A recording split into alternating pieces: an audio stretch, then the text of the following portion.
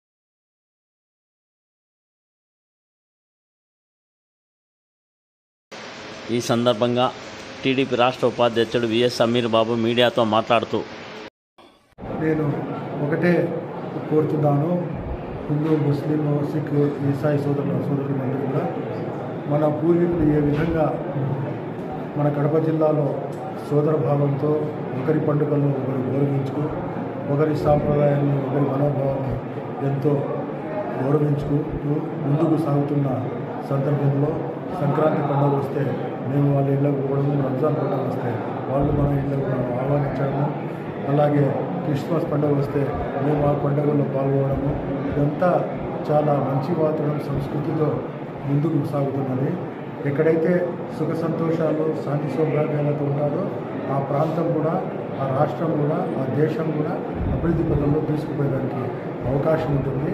ఒకటే భారతదేశం అగ్రగామిగా నిలబడాలంటే అందరినీ కూడా భిన్నత్వంలో ఏకత్వంలో అందరినీ కలుపుకొని పోయి అభివృద్ధి దిశలో తీసుకుపోతే, ఎందుకంటే ఒక భారతదేశం అంటేనే ఒక ఉదాహరణగా ప్రపంచంలో మన దేశాన్ని కొనియాడతారు.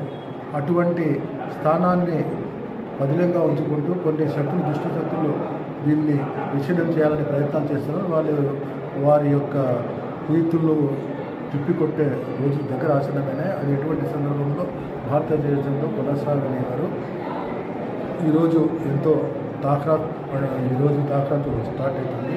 అటువంటి శుభరాత్రి దినంలో ఇక్కడ నూర్ బాషా దూదేకుల సంఘం వాళ్ళు నన్ను ఆహ్వానించి ఈ కార్యక్రమంలో, ఈ ఇఫ్తార్ కార్యక్రమం చేసినందుకు వారికి కూడా, ప్రతి ఒక్కరికి కూడా, సోదరులకు కూడా ధన్యవాదాలు తెలియజేసుకుంటున్నాను. అలాగే ఇప్పుడే అల్లాహ్తో నమాజ్లో అందరూ కూడా అందరి జీవితాల్లో వెలుగులే నింపాలని, మన ఆంధ్ర రాష్ట్రాన్ని ప్రపంచ స్థాయిలో అగ్రగామిగా తీసుకుపోయే దిశగా నారా చంద్రబాబు నాయుడు గారికి శక్తి ఇవ్వాలని చెప్పి ఆ అల్లాహ్ను నేను ప్రార్థిస్తాను.